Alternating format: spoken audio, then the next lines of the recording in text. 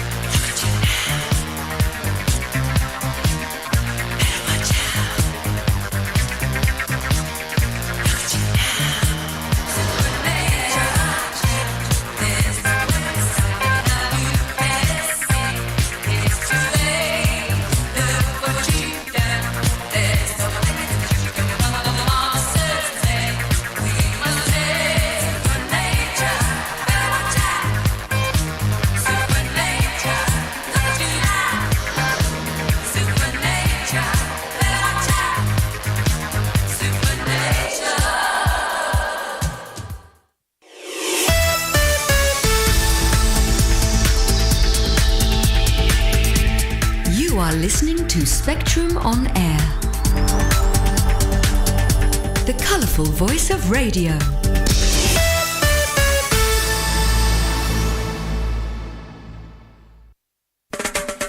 All new shows to listen to on Spectrum on Air. Reggae. Ooh, yeah. Rock and roll jukebox. Well, it's one for the money, two for the show, three to get ready. Now go, cat, go, but don't you step on my blue shoe. And country girl.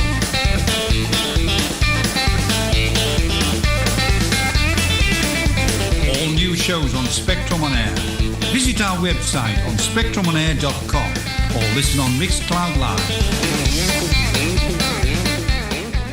Don't forget, you can listen to this radio station on the Get Me Radio platform. Download the Get Me Radio app and listen on your Android or Apple mobile phone, and a whole range of TV apps such as Roku, Fire, Android and Apple TV. You can also listen on Alexa and Google Home devices. Just search for Get Me Radio. Download the apps and listen to this radio station on your favourite devices. Hello, I'm Mike Barry, and every weekday morning between 8 o'clock and 9 o'clock, I'm joined by my cock called Ken, his girlfriend Canetta, a very young cock called Clive, and Barney the puppy dog. Well, we bring you an hour of madness and, some good music. So why not join me for breakfast on Spectrum on Air, the colourful voice of radio. New smart apps with our advanced ways for viewing. XP TV One. You can now view us on Samsung Galaxy Store, Apple App Store, Google Play, Roku, Samsung Smart TV's App Store, and Apple TV, Huawei, Amazon Fire Stick, and App Store. XP TV One. Tomorrow's TV broadcasting today.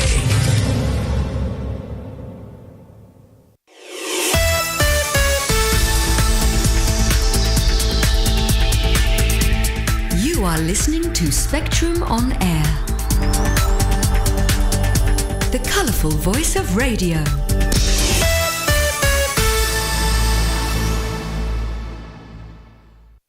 I'm Barry. I'm Bob Bluffield. I'm Alan Mallion. Together we are the Grumpy Old Men. Every Saturday morning between 8 o'clock and 10 o'clock. Only on Spectrum on Air. Often controversial, sometimes fun, but never dull. The Grumpy Old Men bring you their slant on world events and current affairs. 8 to 10 Saturday mornings.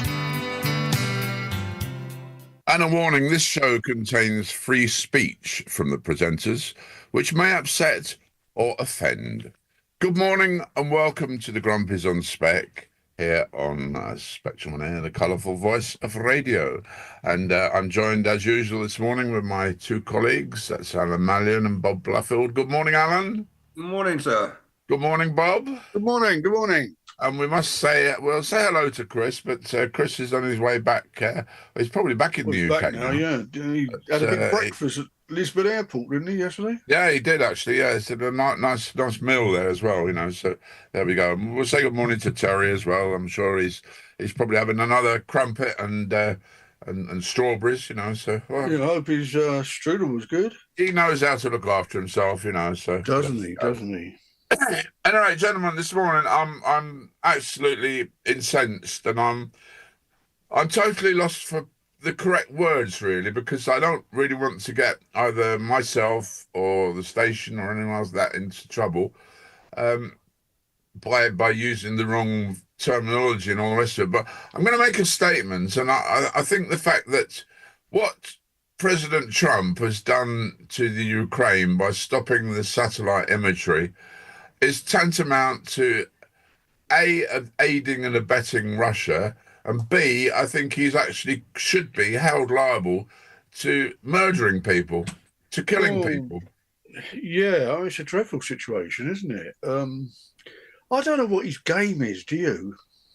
Well, yeah, I know what his game is. Go on. He's massaging his ego. He's under the thumb of Putin.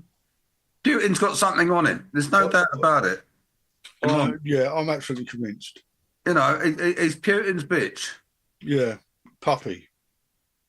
Yeah, well, puppy bitch puppy. Yeah. Yeah. I'm with Mike 100% on this. I don't normally agree with the word Mike says, but I can't argue with a single word of that statement. Yeah.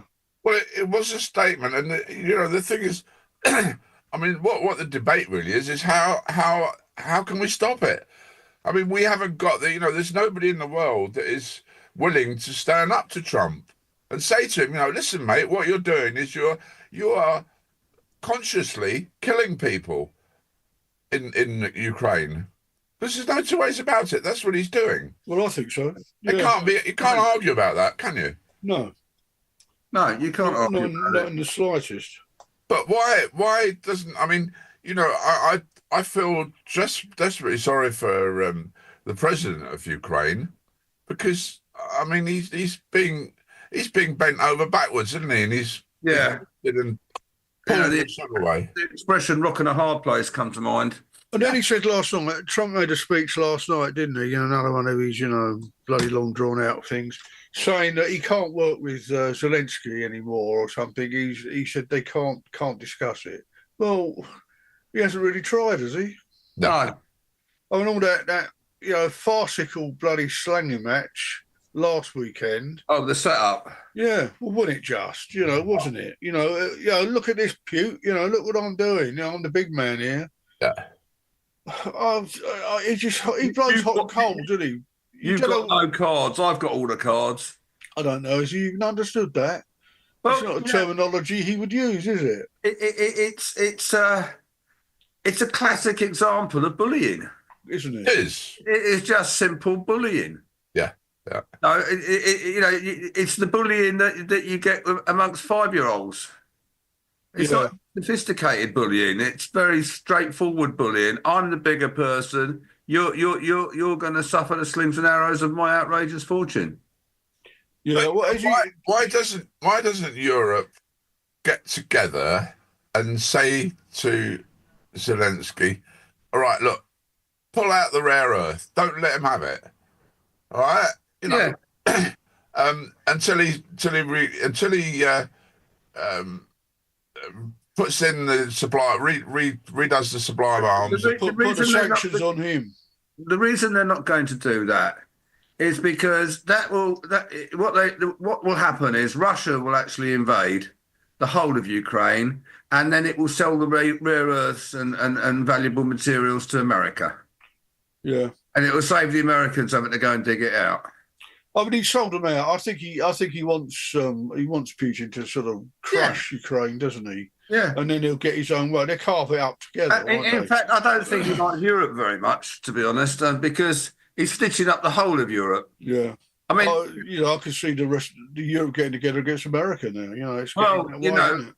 It's now become, clearly that America is not Europe's ally.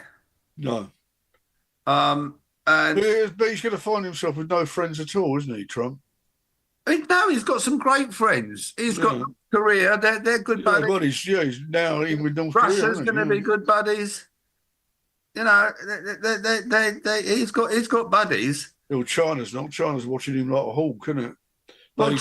They said that they're ready to start a war or go to war with him, whatever which way it takes, Well, but China they're playing a canny game because they got Taiwan in the background. Yeah. And they're looking for an excuse to invade Taiwan. At the moment, there's American and British forces that are standing by to help Taiwan.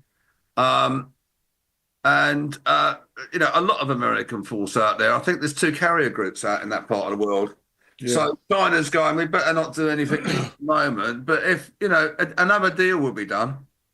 I don't know what is wrong with these people. Why do they want to keep increasing their territories? What is it bringing them?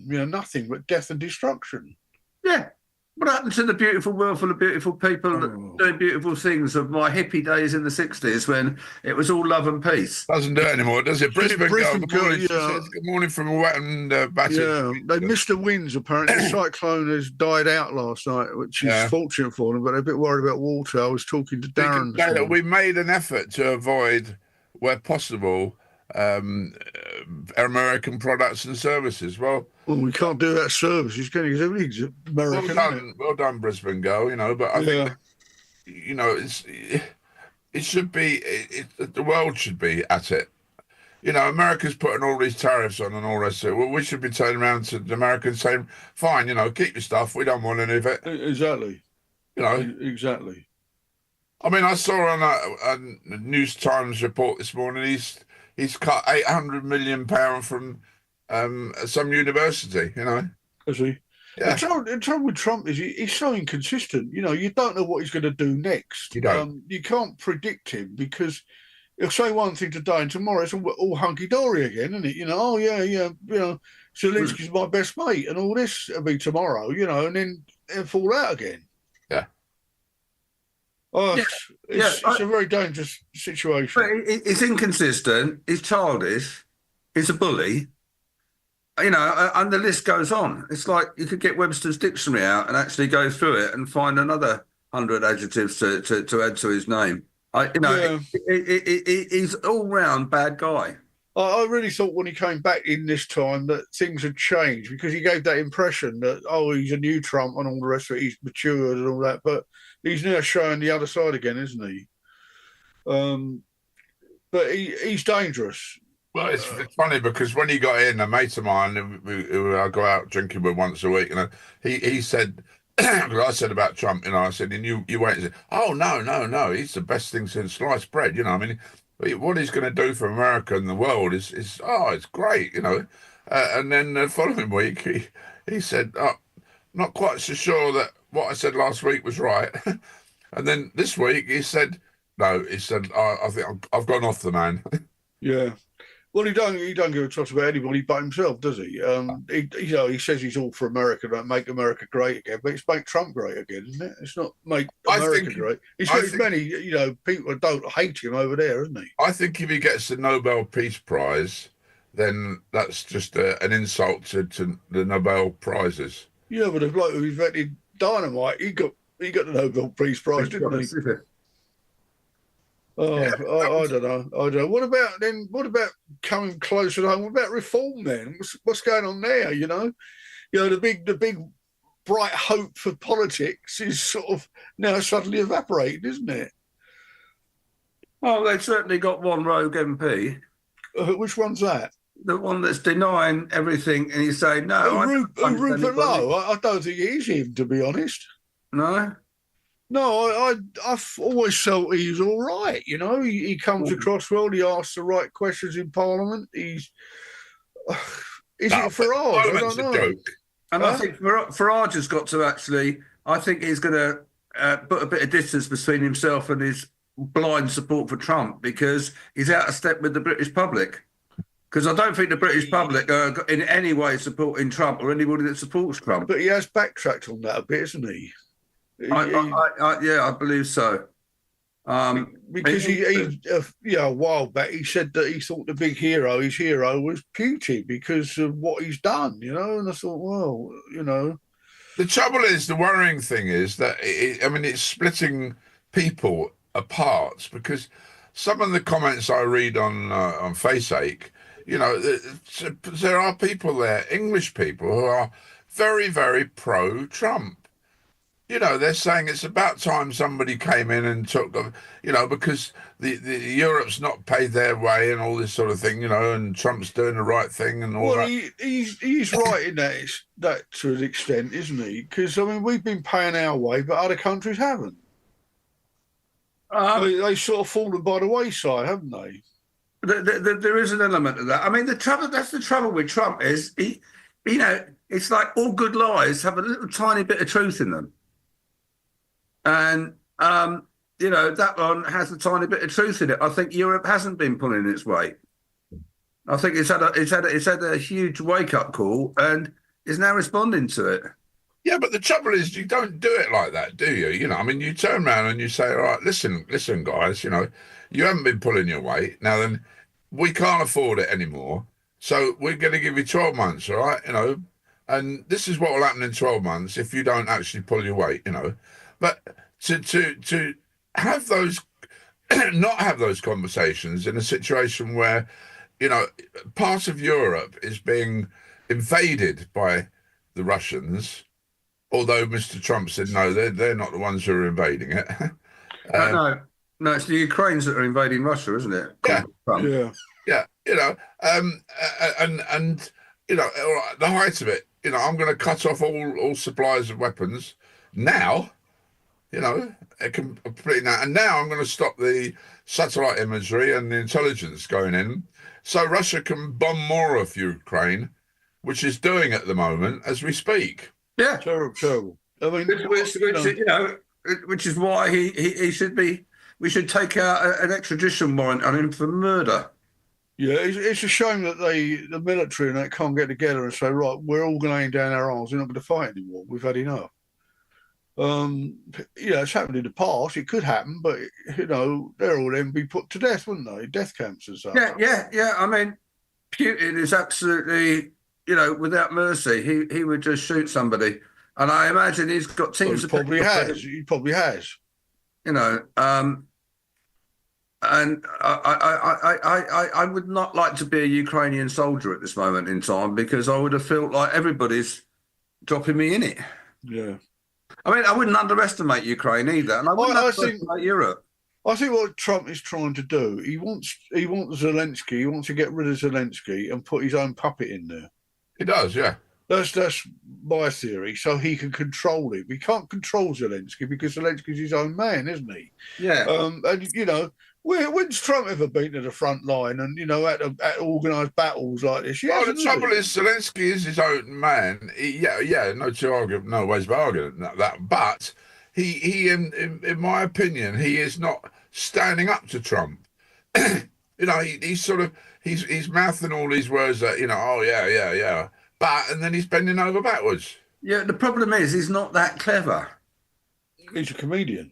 He's a comedian, yeah. I mean, he hasn't had like the years of training of someone like Starmer, who went over there. Starmer? Yeah. What training has he had? As a brief legal training. Oh, that's rubbish. Yeah, but you learn how to manipulate a situation when you're a counsel and all that sort of good stuff. And he's had that sort of training. And what you're saying is he's really been dropped in the deep end, hasn't he?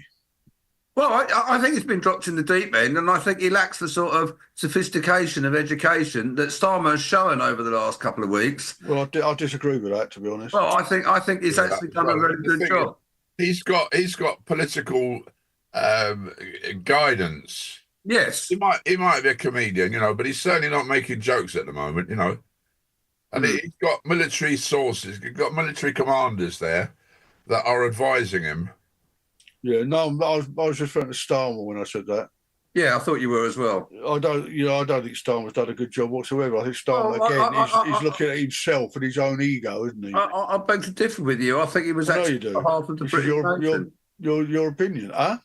I think he was acting on behalf of the British nation. I thought he did. Rubbish, Alan. That's rubbish. Rubbish. He had all party support. All the parties all party support. They couldn't. I don't think he did. They couldn't do anything else, but well, that's right. The Conservatives have been putting praise on him, saying he did a good job. So, what element of British society is not saying that, apart from your good self? Well, I think quite a lot actually. If you listen to the news quite a lot on phone-in programs and all that, a good many of the populace don't agree with him. Oh well, he's just getting us deeper into it when we don't need to be there. That's right. Well, it's okay being one, part of a consortium or whatever, but why's it always got to be us leading the way? Well, Starmer can't lead his way out of a paper bag. Because we're smarter than the average bean. Well, Starmer certainly isn't. Well, I think he proved very well that he was. Well, I disagree with you. He proved it in that meeting with Trump where he manipulated Trump. Oh, get away with yourself. God, dear, oh dear. He took a bribe with him. He took a bribe with him, did he? Oh, you have a state visit. God forbid. That was a good, shrewd move. I don't think so. Well, he wants to butter up Trump. If I was going to have that meeting, I'd want something in my back pocket. Well, I think it was pathetic. Yeah, so would I, a gun. I think it was pathetic. Yeah, that would have gone down well, Mike. I think he sold us out. And how many people now want Trump to have a state visit? Oh, very few. Well, there you go then. Very few. There you go then. It's backfired on him. He's become persona non grata. To be honest with you, I am really rather shocked that King Charles has actually, because Starmer's. Well, he's been manipulated, don't you think? Said to the King, well, look, write him a letter that Starmer can take out with him. I think the King should have said, the second word should have been off, Well, can he do that? I don't think he can he? He's beholden to Parliament. Parliament, tell him what to do, basically, don't they? No. Well, they do. No, he could get rid of Starmer tomorrow if he wanted to. It's been done before. Not in modern times. Well, no, but it's about time we went back to the old age where they did things properly. Hung, drawn and quartered, Well, I mean, according to YouGov, right, and YouGov is one of the better polls, almost a third of voters have favoured view that Labour leader is following a testing week for talks and is doing well. Starmer's approval rating has gone to an all-time high. Yeah, what did you say? A third?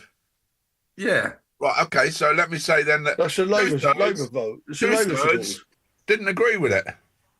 2/3 is bigger than 1/3. Yeah, and if you're sitting in the Oval Office, Alan, shouldn't you be wearing a suit?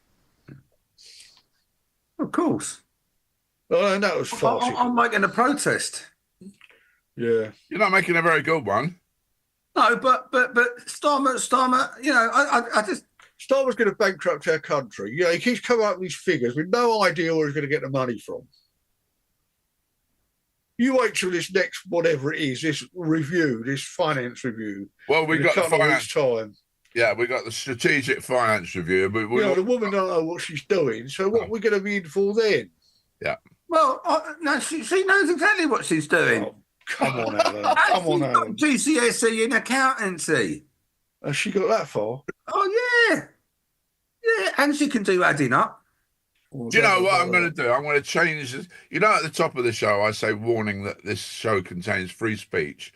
I'm going to add to that, you know, and certain comedic remarks from a presenter. Yeah. Well, some people got to understand about tongues in cheeks. I think. Well, you've got your tongue in somebody else's cheek. I think, you know. Yeah. Meanwhile, I'm trying to write my book, trying to get my book finished, and every day there's something new that you've got to include. You know, we live in it's a challenge. You've got to stop somewhere. Look, we're living in a 24-hour news world, aren't we? Give me a break. You know, let's have some calm to the world for 5 minutes. I was going to say here on Wednesday, I've changed my mind on. You know, what? Things I was going to think of saying on Wednesday, I've now got a different opinion. Like what? Well, one of the things is I thought that Ukraine would stand up for itself a bit better than it has. I also thought that the Europeans would be able to come in with and replace some of this technology that the USA is denying Ukraine. Don't we have satellite systems? Well, yeah, but are they efficient? This is what we've been saying over the past, haven't they? Well, I don't know. I don't know. I like this group that big man Starmer's got together. Poland is, you know, right on the borders. They won't do it. They won't join. No. Well, they're saying they're on standby. They've upped their game. Poland. They're bringing in conscription. The Polish minister said every Polish man. He was on record last week as saying every Polish man has got to be prepared to fight because he's anticipating Russia trying to invade Poland. Which it will.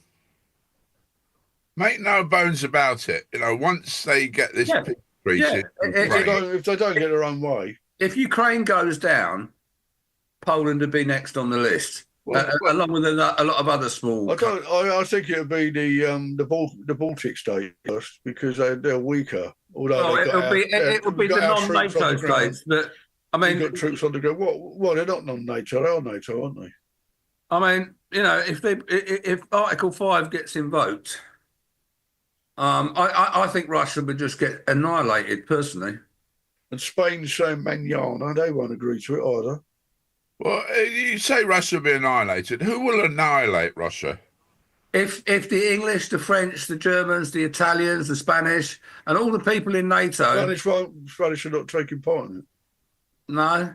They're deliberating. I think if it kicks off, everybody will be taking part. If it actually kicks off. If it kicks off, we're the ones that will suffer. You know, we'll be the first on the list, I think. Yeah. But what will happen to us? Well, we can knock out all our infrastructure for starters. You know, about weapon being fired. You know, they do it. You know, well, what they've been doing in the last couple of years. Come on, we all know what they've been doing. You know, it's not completely going down by accident. These Russian ships going up and down the channel. Yeah, where the cables are and that. You know, they'll just take those cables out and all the rest of it, and then Britain's lost communications with the world. Well, take out our oil. I mean, the oil we get from India is from Russia, isn't it? It's just refined in India. Yeah, of course it is. Yeah. Yeah. And then this is down to Miliband again, isn't it? You know, you've got idiots like David Miliband saying, "We've got to be green." Oh, the man's a complete Ed Miliband, get the right one. I don't know which Miliband it is. You know, Wallace and Gromit, isn't it? Yeah, well, we've got to be green. I mean, for heaven's sake, you know. I mean, we've got the sun shining. Robbie says so. The sun's shining and the wind's blowing, and we're just not taking account of that. We should have wind farms. We should have solar panel farms. We should have wind farms. We should have solar panel farms. We should also have fracking. We should have fracking as well. You know, we got this and oil we should field be sitting drilling. under Lincolnshire. That's a fracking good idea. Yeah. You know, I think we should have it all. You know, and not one is not mutually exclusive. It's not, you know, if you've got solar panels, it doesn't mean to say you can't have a gas-powered power station to back it up. So, you know, it's like, grow up, people. We need a mixed economy. We need a mixed power supply. We need resilience. We need backup systems. Well, we need the money too. That this ridiculous thing Miliband's got to go is costing us. Well, Miliband needs to get his butt out of it. Well, there's talk that he could be going, isn't there, in the next couple of weeks? Well, I think you know I think the public are not supporting him. I think it's simple as that. I don't think they ever have they? I mean, he lost 2 elections for the Labour Party, didn't he, when he was leader? Didn't he? Yeah. 2? Well, you know, he's an electoral liability, and he's really only in his position because of the I mean, we all know that Labour got through because it was a protest vote against the Conservatives. Yeah, and they're wishing they hadn't now. Yeah, bloody right. Well, a lot of people are wishing they hadn't now. Isn't he married to Yvette Cooper? Who? Miliband. No, I said Balls. Oh, I said Balls, isn't it? Yeah. He got out, didn't he? Radio TV presenter now, isn't he? Yeah. He is. Yeah. No, I don't know who he's married to. I presume he's married. I don't know if he is or not. But, you know, the thing is, Starmer is running around the world like a world leader, you know, and he's not a world leader at all. No. Well, you know, I have to argue with you that he's actually providing a leadership role for the let's say the Western world at the moment.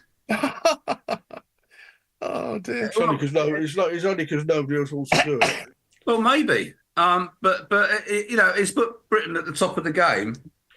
But we're not at the top of the game. We're punching beyond our weight. If Starmer gave £1 million to every member of the British society, Mike would still not like him because he doesn't like him. There's not really a lot to like about him, is there? Well, I think he's done a good job, as I said. I'll repeat. Well, that's you're entitled to your opinion. Yeah. I'll correct you there, because the thing is, it isn't actually Starmer. It's any prime minister in this country. You know, they are all trying to strut along the stage as, you know, we are leaders, you know. And I mean, they're going back to the days when, Great Britain was Great Britain, and you look at the atlas of the world, and you know, most of it was controlled by Great Britain, and we were a major power. You know, we're not anymore. Well, we had a major navy at that time, didn't we? You know, we haven't got an army, we haven't got an air force, we haven't got a navy. Oh, you're so unpatriotic. We have got an army, we have got a navy. It's nothing to do with being but we still have them. It's nothing to do with being unpatriotic, Alan. It's a matter of being concerned. Practicalities as well. Well, you could be concerned about it, but just to do a blank statement like we don't have one is just grossly stupid. It sounds like a Trumpism. Well, we haven't got a competitive one that would stand our weight in a war. Yeah, that's a fair comment.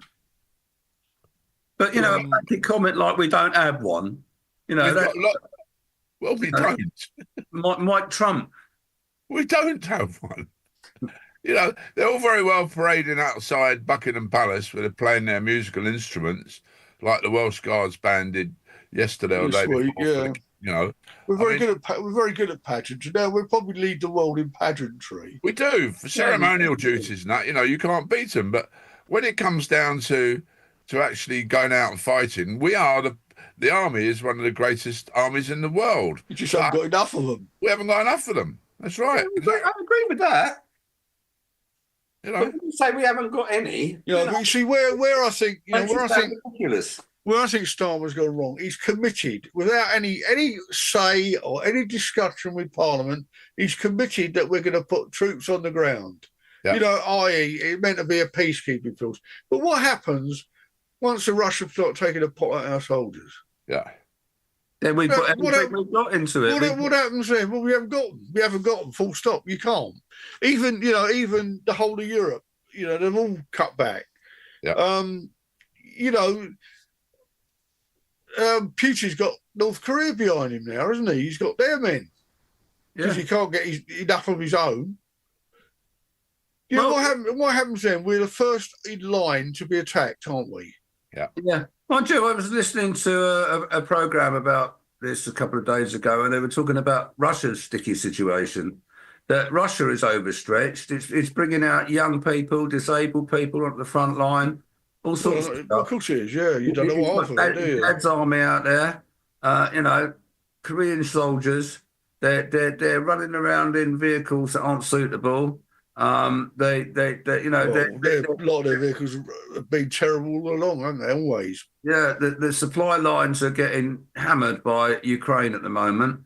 Well, they're not the last few days, are they? It's turned around, hasn't it? Well, because she's putting a lot of effort into it. Nothing turns around that quickly. You can fire a few missiles off, but the troops on the ground can't turn around that quickly because you've got to supply them.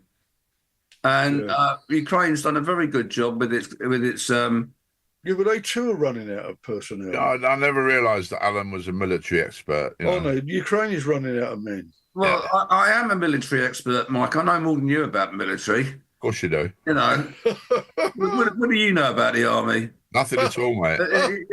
Captain Mannering. He took Cyprus. He took Cyprus. He did.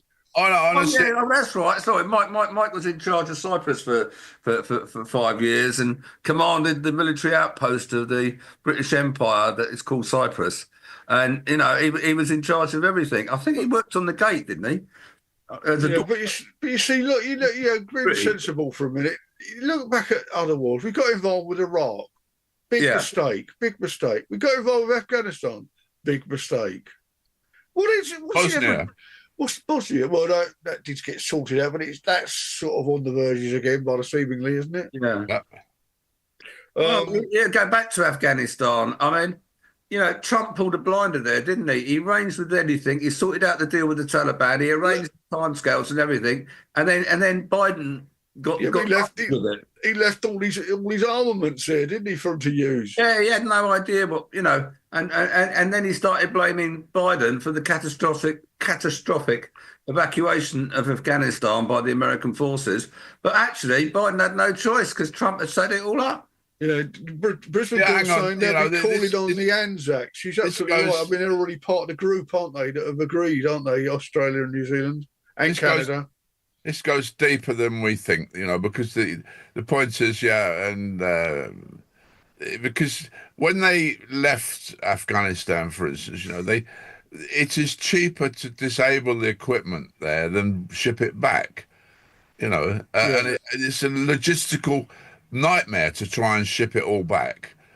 So they would disable it so that it would be, be just sitting there. They'd have all these. Yeah, there's quite a lot that was utilised. Sitting there, you couldn't use them, But I think there was an interesting thought that's going around at the moment, and that is what happened during the Prussian War, where they revolted in Russia. I know they're all revolting, but where they revolted against the Tsar, and it could very well be that the people in Russia suddenly decide that, well, actually we've had enough, but I don't know enough. That's a problem. Although they don't, I think they do know enough actually, because they're getting their information from various. Well, some of them do.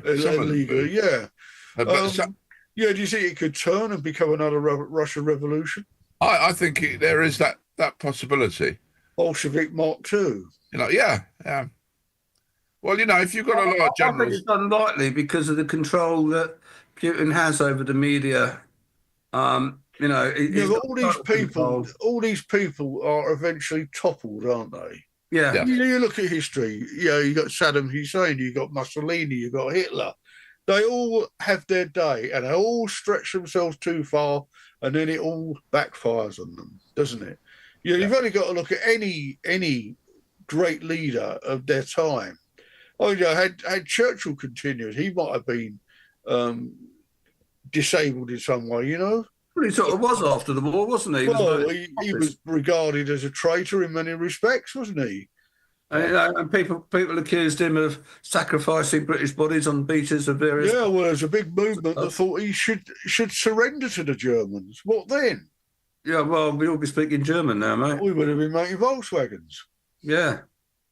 But I'd probably have a Volkswagen Beetle now. But Putin could be pushing his luck. You don't know, do you? You don't know what the thought on the ground is, do you? In Russia. Well, I think it's in a precarious place because a lot of the oligarchs that were making money hand over fist that were supporting him are no longer. And I don't know, I can't remember the figure. It's so many £billion of their money that's been frozen around the world, not just the English, but the French, the Germans. They've all frozen this oligarch's money. So the oligarchs Now, what will be the scenario next then if the West decides to use this money, for example, as they suggested, to rebuild Ukraine and to rearm Ukraine? At the moment, this money, as you say, is frozen. What will happen if they start using their money? I don't know, but I think it's a bargaining chip. And I think one of the things that, like Trump saying that, that Ukraine has got no cards. I think they're the sort of cards that he ought to have. And we ought to be providing him with those cards. We ought to be. Yeah, but they're talking about the legality of it because the thing is that, hang on, the legality's gone out the window, mate. No, it hasn't, because this is legality went out the window the day Russia invaded Ukraine. They didn't. If it did, this oligarchs' money, this multi-pot that they've got, they're talking about they're only going to use the interest that has been gained to help the Ukraine. Yeah, because that way you've got a legal argument, really. And okay, fine. I've stopped you. I've taken $2 billion off you, which is yours. But I'll give it back to you when the time comes. But the interest that I've had from it, I'll use that. Well, I would argue that's a fine point. If you've got a pot of money in the bank, which you're expecting to get interest on, and somebody comes along and says, well, I'm not going to steal all your money, but I'll steal all your interest. I'm sorry, I don't believe that. It's legally sound. There's one or two scenarios here, isn't it? It could turn people against him if they start losing their money. Then, they've lost their money. I believe that the only way to defeat Putin is, I agree with Mike, it's an internal. I think it will be internal. I think he'll be ousted. But I think that all depends on how his ego is being massaged by the Americans. And I think that when Trump says I've got something over Putin, that it's a secret, I don't know what that secret is. Trump says it's the other way around, isn't it? Trump says Trump made it very clear that he's got something on Putin. Well, I don't think Putin would care. Well, Putin's got something on Trump. Well, yeah. There's this dossier that is knocking about, apparently, that... Trump messing about with a couple of naughty girls in the hotel room. Indeed, yeah, but that was before he's president. He was on a business trip. If that made front page news, would anybody care? Well, no. I mean, Brisbane girl was saying a little while ago that she can't understand why, so many women support Trump. And, I can't work it out either, but it seems that some women like bad boys. Yeah, well, you've only got to look at the number of women that marry criminals, haven't you, in prison and that sort of stuff. They're attracted to these murderers and such. Never understood it myself, but there we go. I mean, let's face the fact that, strictly speaking, Donald Trump should be serving time in prison at the moment. Yeah. I mean, there's no two ways about it. He should be serving time. But the reality is he's not. He's not. Isn't it a worrying factor that him and whatever her name was are the best they could put up for being president? We've had a whole string of this, haven't we? These weak presidents. Well, mind you could argue that the British political system at the moment as well. Yeah, but we're a lot less powerful than America. That's the difference. We don't call the tunes, although Starmer's trying. Moving on a bit, Starmer now has hinted a climb down over Labour's plans to let the tech giants plunder Britain's creativity. Because the government has come under fire from figures such as Sir Elton John, Paul McCartney, who warned that plans to hand a copyright exception to firms developing artificial intelligence would destroy Britain's world-leading creative industry. Downing Street has been shaken by the strength of the backlash from the worlds of music, film and literature.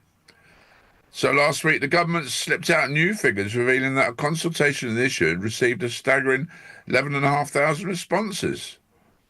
Speaking to reporters whilst in the United States, the Prime Minister signalled a climb down, saying he was determined the creative industry should be able to thrive. So again, you know, it's... He's meddling with things he knows nothing about. Yeah. I couldn't agree with you more. I don't think politicians understand AI. No, it goes beyond that. It's also now there's this football government bill they're bringing out. Why on earth has the government got to get involved with professional football? Yeah. It's got nothing to do with them. Yeah, but Labour like to control everything, don't they? Well, they want to control every aspect of your life. Well, they are. They are. You know, which is why I'm no fan of Labour. You know, as I said earlier, I'll give Starmer 10 points for doing a good job on one particular meeting, but the rest of his prime ministership, I think it's a disaster. I think what the Labour government are doing to this country at the moment is disastrous. I really would like to know what is in his mind, what his agenda is, because his agenda seems to be to take complete control of us. He's frightened to death of the populace. He doesn't want us, sharing our views. Well, he wants they use every. He wants central control. He wants to. He's got that effectively. That is the socialist way, isn't it? They want to control everything. But more to the point, what are the police doing? I mean, the police have got to be really under his thumb. The police are not making the decisions, are they? I don't think. Well, which are you talking about, one tier or the other tier? Because we've certainly got two tiers of police. Well, we've got more than that, I would say. Now, with Alison Pearson, this knock on the door, this non-hate crime business, non-crime, whatever they call it. They can do that. Nonsense, but they can't arrest criminals. But Mrs. Burton round the corner, who's just been robbed in her house by a bunch of vandals, and they'll give her a crime number. But Essex police have policed themselves and said they've got nothing to answer to. Well, you wait and see, Essex police, because this is going to court. And I think she will win because she's got some pretty good backing behind her. Well, let's hope so. But, when the high courts of this country turn around to just going to go Commissioner of Police, Sir Mark Rowley, and say to him, no, it is illegal to dismiss policemen from the service who failed their vetting. Yeah. Yeah. What's the judiciary? Yeah, there's one thing Mark Stevens, I've got to give him support on. I think the bloke is not particularly good, to put it mildly. Yeah. But I think in that case, I mean, what is going on in the judiciary? Well, we know what's going on in the judiciary. They've now got a very big swathe of real far lefties that are all behind this, the Human Rights Act and all the rest of it, the ECHR. And they're imposing their will willy-nilly over the people. They're coming out with some ridiculous decisions lately, aren't they? Yeah. I just fear where this country's going. I mean, a lot of people just think we've lost it already. And then they're saying by 10 years' time, 25% of the population will be people that have not been born in this country. They'll be first-generation migrants. And we had 1,300 arrived in boats last week. Yeah. Not to count the others that are still coming over in lorries, which I think is quite a number. Yeah. I mean, that in itself is just a pure farce now, isn't it? Yeah. They're all young men as well. If they were families, I would feel slightly different. Indeed. But the majority of them are all young men who haven't got the guts to fight in their own country. But they hate us and they hate our country, many of them. Yeah, of course they do. And that is the fear, because we're letting in people. I mean, look at the number of Afghanis we've let in that are committing crimes. They're the biggest sector now, I think, in the prison. Yeah. In prisons is Afghans. I mean, I've got a story this week, about a Polish drug dealer. Listen to this. Yeah, I know about this. He's avoided being deported by claiming He can't Guess speak what? He can't He speak can't Polish. speak Polish. Yeah, oh, farce. I mean, Yeah, but look at the amount of millions we're spending on translations. It's funny how these people could always make claims to get benefits by speaking English, but when it comes to any other thing, they don't speak English, so they have to have translators.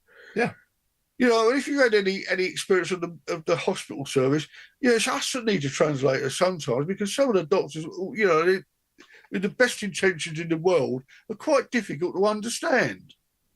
Well, even on the phone, if you phone Sky or anything like that, you know, I mean, any of these organisations that have call centres, you know, it's often I often have to ask the person what they said, or could you repeat it, you know? Yeah. And they get shirty. I've been cut off a couple of times because of that. I've had some very good positive feedback on call centres I've called in Ireland, like EE's call centres in Dublin. And lovely people. Sky got them there too. Yeah, Dublin's become a really good call centre for the UK. It's potluck who you get, though, is it? Where you end up. The northeast of England's become a very good place to get somebody from a call centre, because they seem to. I think the sort of slightly northeastern accent is such a lovely accent, and it's easy to understand. The Geordie accent, yeah. Although it's quite a strong accent, it's very clear and easy to understand. Yeah, but I mean, going back to interpreters, you know, I mean, if they want interpreters, fine, you know, but pay for them. Make them pay for them. Yeah. You know, I mean, the police, every time they arrest one of these, they can't speak English, so they're going to have a translator. And there's something like £75 an hour, I think it is, minimum. Yeah, it would be something like that. You know, the guy around the corner at the local tender, he does this. He spends all his time in court, you know, translating for them. That's where he makes most of his money, because I don't think he's making it from the tandoori. Well, I you know, again, I have to suffer the pain of having to agree with Mike. It's over the top.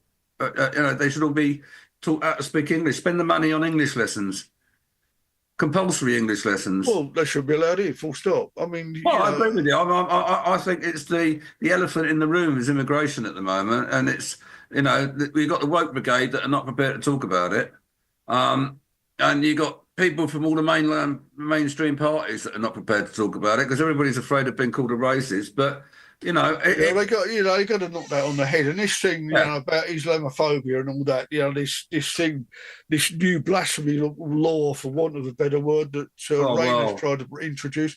You know, it's curtains, isn't it? You know, it's taking our rights away, but giving it to them. But we haven't got any rights, let's face it. We're losing them rapidly. We go again. It's true. We've got lots of rights. That's the problem. You know, but we're losing them rapidly, Alan. Don't you agree with that? Well, no, I'm saying that we've got too many rights at the moment, which is why a lot of the immigrants are staying in the UK, because they claim human rights, and you know, and but that's not us. We haven't got any rights. That's not us having the rights. We haven't got the rights because we can't stop it.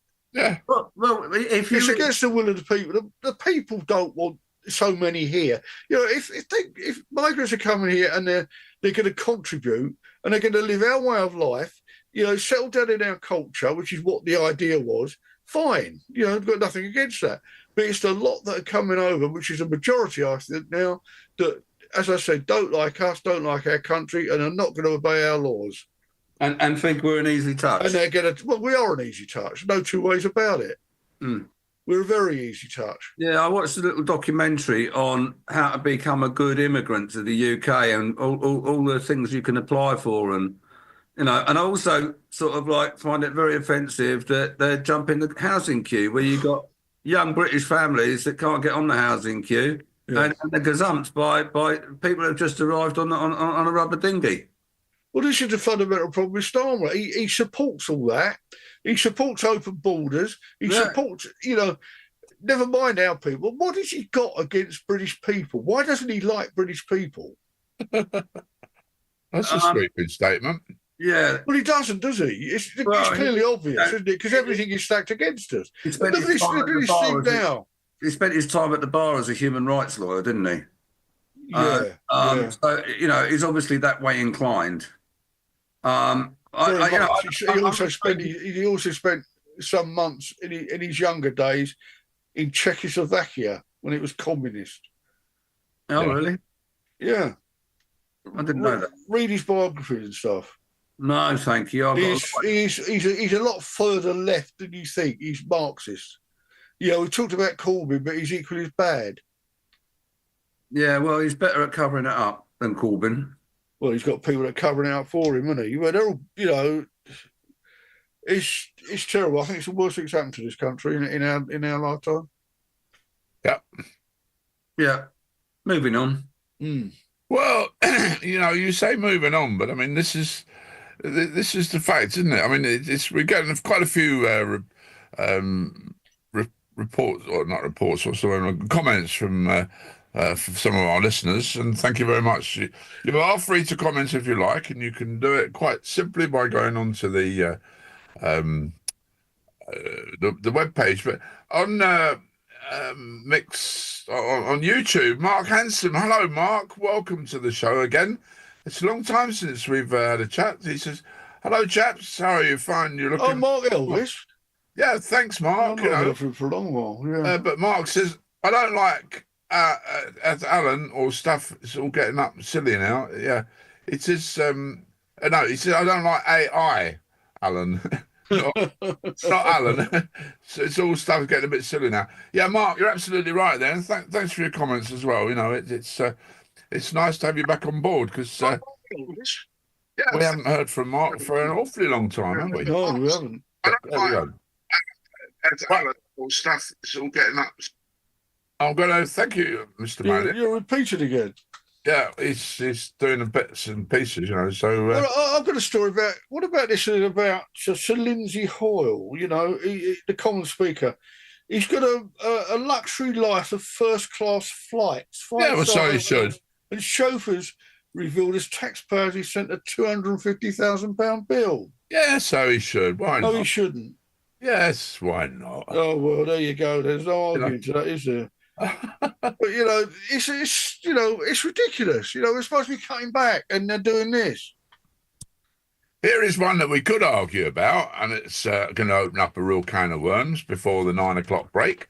But BBC stars, including Gary Lineker, signed an open letter earlier in the week defending the controversial Gaza documentary, which now faces a probe by counter-terrorist police.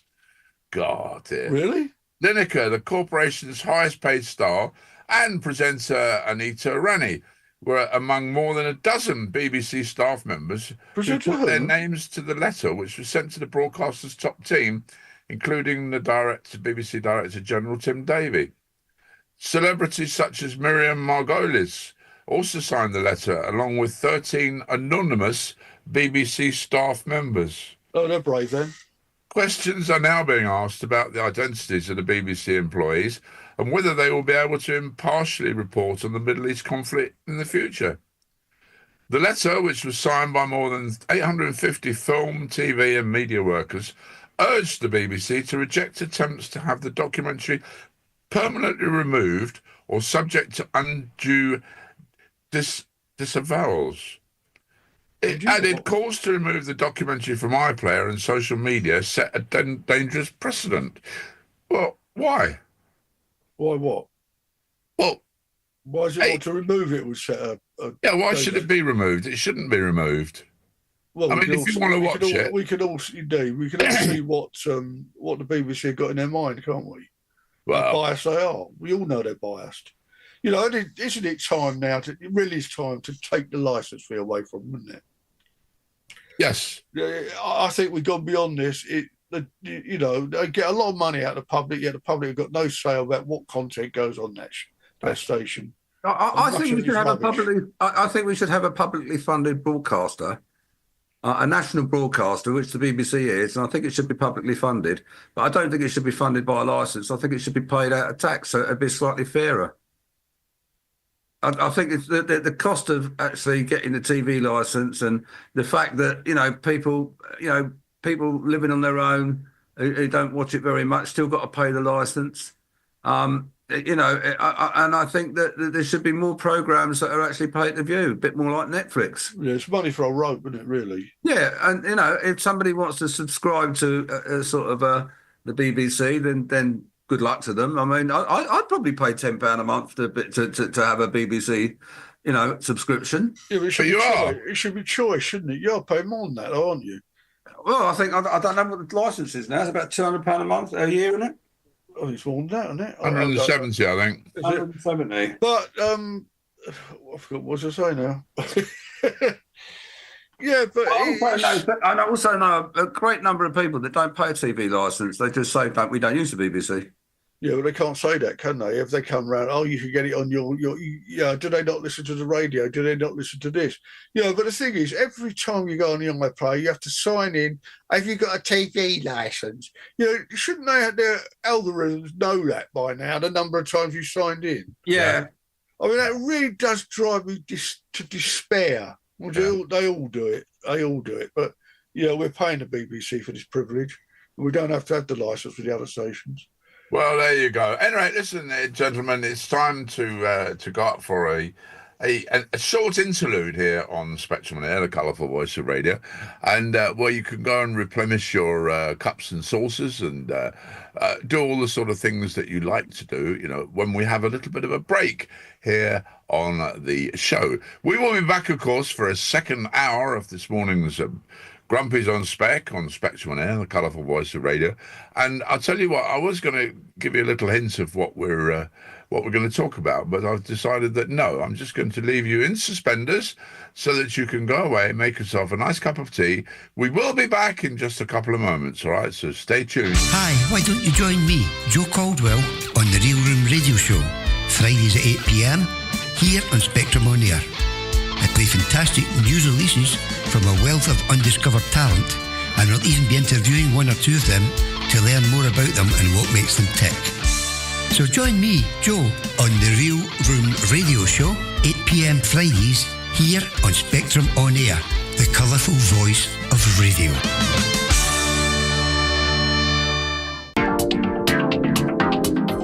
You are listening to Spectrum on Air.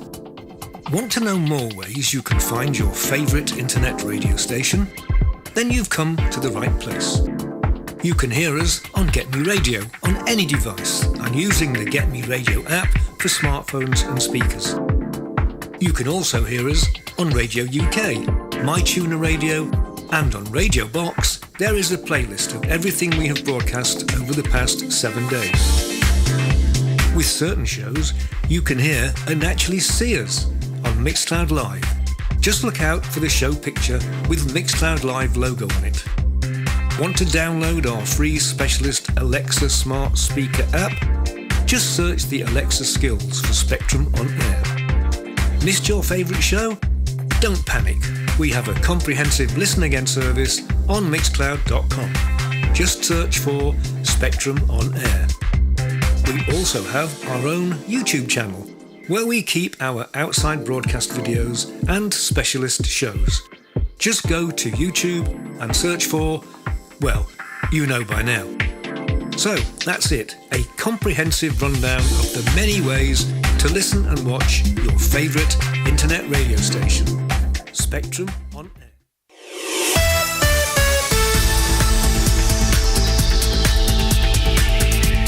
You are listening to Spectrum on Air, the colourful voice of radio.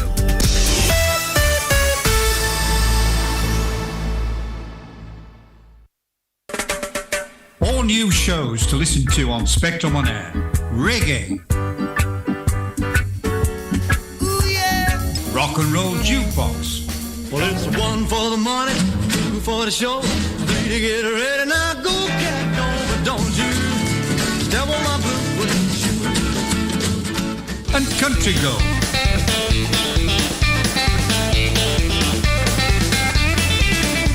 All new shows on Spectrum on Air.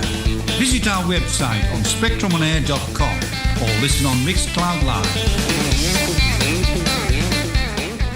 Don't forget, you can listen to this radio station on the Get Me Radio platform. Download the Get Me Radio app and listen on your Android or Apple mobile phone, and a whole range of TV apps such as Roku, Fire, Android and Apple TV. You can also listen on Alexa and Google Home devices. Just search for Get Me Radio. Download the apps and listen to this radio station on your favourite devices.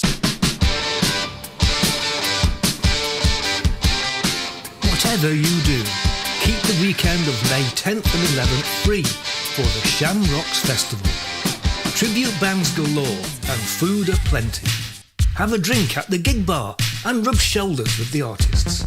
And did I mention discounted tickets just for you, dear listener? What are you waiting for?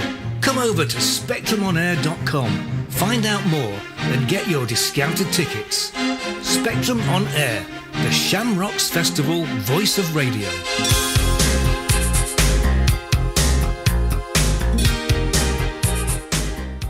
Having trouble advertising your act? Need more exposure without breaking the bank?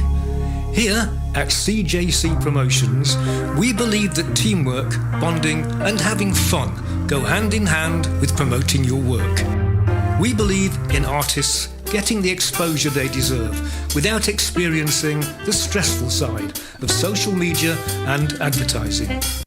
With contacts worldwide covering a multidisciplined media environment, we can target your talent so you gain the experience without the consequence of wasted time in unproductive ventures. So, if you are serious about getting your talent out there, just contact Catherine at cjcpromotions.co.uk. That's Catherine at cjcpromotions.co.uk. And remember, our aim is to nurture your talent, not exploit it.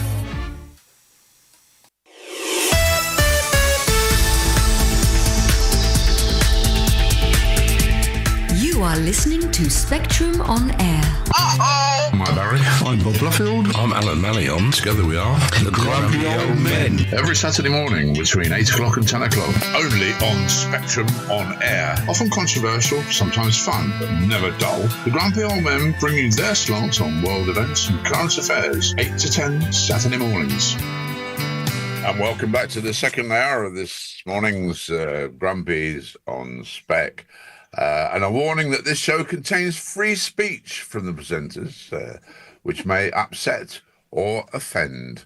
And in fact, I'm going to add on there, we hope it jolly well does as well, you know. So yeah, I'd like to offend a few people this morning. Yeah, so would I, actually. Tuesday Vance accusing the UK of having no free speech would be one of them. Yeah, that's right. Well, I think he was right in that respect. Do you? Yeah. You don't reckon we got free speech? But what we did this morning? Well, not to the extent that we should have. Yeah, well, we don't know now if you're going to get a knock at the door for something untoward that you said or commented on, do you? Yeah. Well, but, you know, we do have the thought police. Well, that is precisely what he was talking about. I think we're into 1984, aren't we? But in a different era.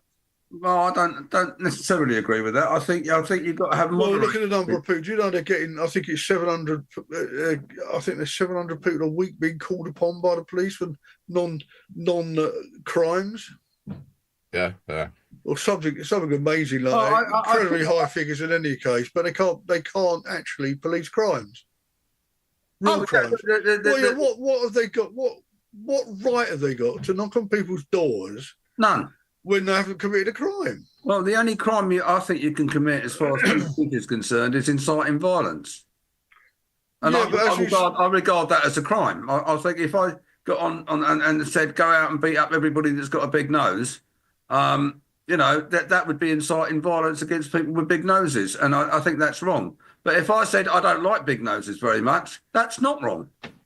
And it's an opinion, but how can they prove you're inciting violence by saying that? It's an opinion. Well, because it becomes, if you say you're not charged, but you've got to do it. No, I disagree with you. Well, would you say I was inciting violence if I put a post out today saying I think if you see anybody with a big nose, you should punch it as soon as possible because we shouldn't have big noses in this. No, because people just laugh at it. Yeah, but okay. I was trying except people with big noses, they wouldn't. Oh, they might. People with big noses wouldn't go out. Yeah, it's not. And that would be intimidating to people. Yeah, so what these people on these Palestinian marches are chanting, every Saturday. Well, big nose is a sort of a general word for all those things that you're going to say. Yeah, but they're not getting knocks on the door, are they? again, it goes back to your two-tiered justice system, doesn't it? Or more than two-tiered. I couldn't agree with you more. It's got out of balance. It's out of kilter. But I don't think we lack the ability to have free speech. In fact, I looked up a bit about free speech during the week, and Speaker's Corner is still going. Yeah. You know, people have been arrested there, which they're not meant to be. No, a couple of people have been not arrested, and the police have been sanctioned for it. Yeah, because they were de-arrested, weren't they? Yeah. Yeah, but you should go down and do an outside broadcast from Speaker's Corner. I think maybe we should do this. Grumpies on Spec from, yeah. Yeah, I think we should go down there, on the three of us, to go down there and actually have a Spectrum on air free speech discussion at Speaker's Corner. I think that was a jolly good idea. Yeah, and you could come out with all your racist views and all your, and get away with it. Yeah.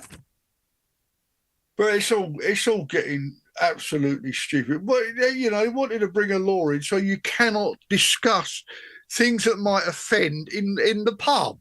You cannot talk about politics. Yeah, that didn't happen, though, did it? That was one of those things that went round as a bit of a rumour and got dropped. Well, it wasn't a rumour.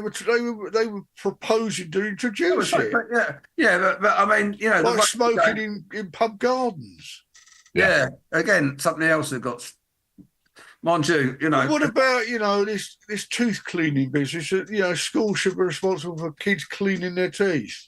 I think that very small schools, like infant schools, should encourage children to clean their teeth. That's a different matter. Yeah, I listened to a teacher talking about it, and she said, you know, we've been doing it for years, and we encourage the kids to clean their teeth. Because, yeah, that's a different matter. And we do it for a good reason. That's because there's so many kids. The most likely reason for a kid to end up in hospital is because of a tooth issue, because they don't clean them, and the parents don't seem to be taking responsibility for it. So it should be the teachers then, should it? No, the teachers can help out, though, and they can educate. Education is not just how many, you know, it's not one-on-one or two. And you know, it's actually all about life skills as well. So I'm not talking about, you know, 12-year-olds being taught to clean their teeth. I'm talking about toddlers, you know, the under fives. I don't see anything wrong with that at all. Yeah, but there's a neglected duty by the parents in many cases. Yeah, that's the underlying problem. Because a parent is negligent in their duty, you don't make the kid suffer, so you try and make up for it in other ways. So I'm perfectly happy with under fives getting. I get cheesed off for the fact that teachers get the blame for not educating children properly when it's down to the parents to be doing it. You know, Terry says that if you hit a big nose, wouldn't it get bigger? Yeah, yeah. Well, it would certainly bring, you know, the serious point on that is it would certainly bring attention to people with big noses. So whereas big noses weren't a major issue, they'd become more of an issue. So you're bringing publicity to the big nose brigade. Yeah, good. And Terry, Bob is going to read out now Brisbane girls' comments. Yeah, they got the rain. So far, it's just been steady rain for about 240 metres. Don't know what that is in English. I have to look it up. Darren has spent the day wet vacuuming to keep it from entering the downstairs of the house. I mean, it's appalling, isn't it? Yeah. Yeah. 240 metres. That's a foot of rain, isn't it? Yeah. That's a lot of rain, yeah. 12 inches. Don't go hit a man with a big nose. Right, now they're moving on. There's 8. It just bemuses me, you know, this. We had some comedy bits in the first part of the show this morning. We got some even better ones in the second part. £800,000 in fines for a car that flouted Ecozone in London 550 times. That's a single vehicle has clocked up almost £825,000 of fines, been captured by Clean Air Zone cameras more than 550 times. Did some of the ambulances and the fire engines and such have to pay fines as well because they weren't complying to the regulations for emissions? Most of them are now, I think, but they weren't at one time, and they were getting charged. Well, it's ridiculous. The emergency services is different, but when you've got one car that's actually sopped up all that money, and apparently it's a string of cars, vans and lorries being chased by officials for more than £300,000 each for breaking London's camera-controlled low-emission rules. Well, let's face it, unless you've actually put a false number plate on, surely to goodness me, if I go through it and I refuse to pay it, they've got my number. They know from the DVLA where I live. They could come around and get it. Well, shows it's not what working. are they doing? Shows it's not working. It's probably Khan's car. Yeah. But Khan's doing such a good job in London. Yeah, and there's actually no proof that it's made any difference to the air, is it? That's not necessarily true at the moment. Oh, well, yeah. He was on telly yesterday saying it's improved the air. Well, where's the proof? You've got to believe every word he says, Paul. Yeah, but scientists have said the otherwise, haven't they? I think there's arguments on both sides. Anything to improve the air quality in London is a good idea, but I think actually the attack on motor cars is not. I think it's outrageous. I used to like to drive down to London, in the middle of the night, like in the early hours of the morning, and go for a little drive along the Thames. Oh, no, where you were going, yeah. I can't do that now without it costing this is it, isn't it? An absolute fortune. I have not been to London for years now. I used to go regularly. I used to go sometimes once or twice a week. I like you, Alan. I used to love driving around London. Yeah. Impossibility now. If I was going to London now, it's got to be the train. Yeah, you'd be lucky because they're not running, are they, half the time? Yeah. My friend was on her way back from France the other day. Couldn't get a train to Milton Keynes. Had to go to Leighton Buzzard or somewhere. I don't know. Because the trains had stopped running. What I don't understand about this country is why is it we are paying through the nose for everything where other countries aren't, and they've got the same problems that we've got. So why are we paying, say, 10 times more for energy than they are in America? We're paying through the nose for transport, which doesn't operate efficiently. Why are we paying so much more for our rail services than they are abroad? We're the dearest, London Transport, the dearest metro system in the world now. Yeah. Yeah, some countries have it subsidised. Free, don't they? Yeah. I'm not sure what to do in China. They might do. Singapore, isn't it? I can't remember that. It's not free there, I don't think. I think it's a fixed rate. I remember I've been on to Singapore one, but I'm not sure. 240 millimetres, by the way, is about 9.5 inches. Well, that's enough, isn't it? That's a lot of rain. Yeah. And it's still raining. Yeah, I think that's what I'm looking at my ruler now, and I'm hoping I'm interpreting. Well, that's your ruler, and I do it with mine the other way around. What's she say it is? What is it? 240 millimetres. Alexa, what's 240 millimetres in inches? Good morning, Robert. 240 millimetres is about 9.4 inches. Yeah, you're right. 9.4 inches. Well, that's plenty, isn't it? Yeah, plenty more than enough. That's a lot. Plenty more than enough. Talking about that's in the last, I think, 24 hours, isn't it? Talking about rain and things like that brings me very nicely onto the next talking point on this morning's show, and that is that beavers can now run wild in England for the first time in 400 years. And they're going to be released into the wild in England under licence for the first time as part of a landmark project. The rodents have been extinct in the United Kingdom since the 18th century after they were hunted for their meat and fur. But now a licensing system has been launched to allow beavers to roam freely around the English countryside. Now then, we all know that, in fact, beavers are very, very adept at making dams, aren't they? Yes, damn me, yeah. And damming water and water control. And they've done some good in some places, but bad in others, haven't they? Well, this is it. I mean, they've redirected a river somewhere, haven't they? Is it in Lincolnshire or somewhere? Well, they've done all sorts of things, but the fact that these little animals can control water so that it doesn't flood towns and villages and things like that, which beggars the question, really. How is it that these little animals can do this and yet man can't? You've got all these university students. Because beavers don't have planning permission. That's what it is it? Yeah. Have you seen the ad on TV? It was a beaver and a stoat talking about the washing up or something. And if you look at the beaver, behind there's a post in their kitchen and he's chewed all through it. It's all chewed away. Yeah, I've seen that. It's hilarious. It's very good. But, it's another one of those debates about, there's plans to introduce wolves into parts of England again. Yeah. I think we ought to have some beavers. If they're causing a problem, we can deal with that problem, move them somewhere else. But I don't think we should not have beavers because a couple of grumpy farmers say, "Oh, we shouldn't have beavers." Well, did a gang of wild boar attack a couple of people yesterday? Oh, did you see that story? They got attacked by a mob of wild boar. I mean, look at the damage they do to people's gardens. Down in Hampshire, I think it's in Hampshire. They've dug people's gardens up, and God knows what. They just rampage through people's gardens. I think beavers are very cute, and I think they're very clever, and I think they've got a right to live in this country. They're an indigenous species that. Well, they're not, are they? Are they? Yeah. When were they indigenous, Mike? I think they were.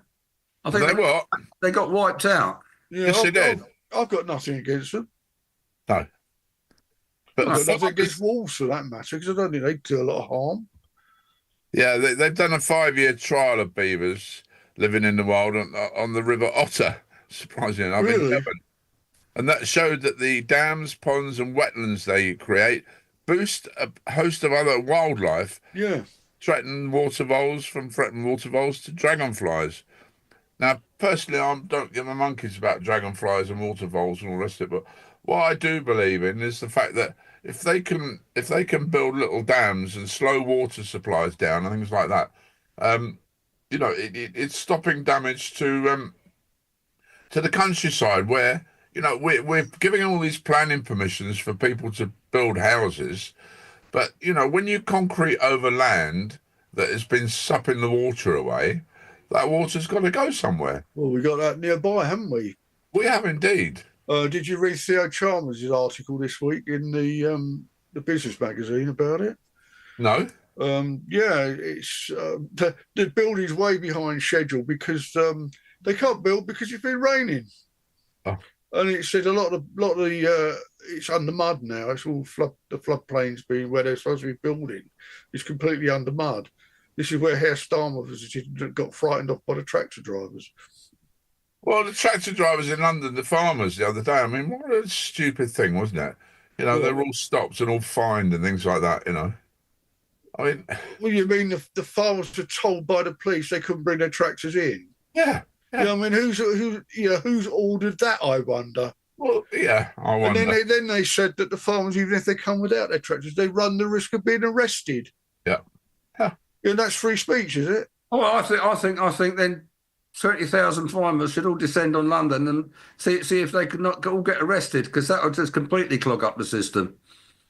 Yeah. Yeah, that would be hilarious. I think they should. I think that was a ridiculous threat to make on farmers. Yeah, but again, as I say, the mob can go out every Saturday waving their Palestinian flags, and that's okay. Yeah. That's freedom of speech. But farmers are protesting against the government. But I think it can't be two-tier. I think they're perfectly entitled to protest in favour of opinions if they want to.